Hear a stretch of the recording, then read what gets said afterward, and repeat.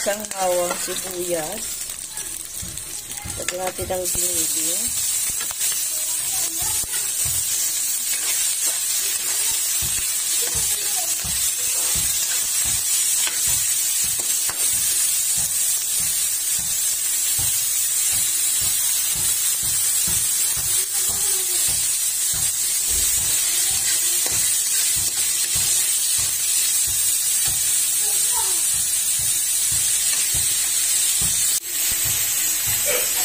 Natin ang patola.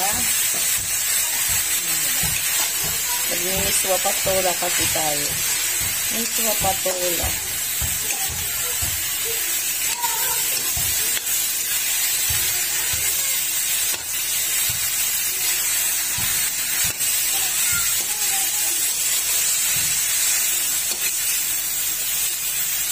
Siyempre, nandiyan ang mga pampalasa na.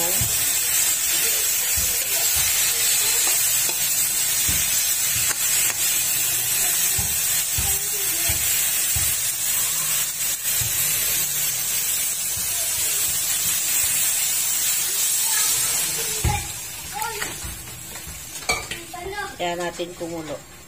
Lagyan na rin natin ang mga pampalasa. So, ayan, okay na. Pwede na natin ilagay ang ating miswa.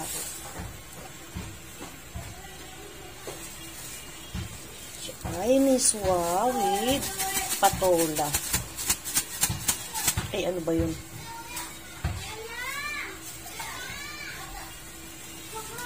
Parang talaga, guys, kapag walang camera holder. Ayan, hirap na hirap tayo mag-video kung saan napupunta. Ano ba yan?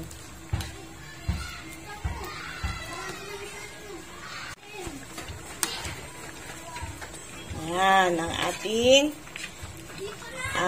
patola with miswa. Ito ulam namin sa hapunan.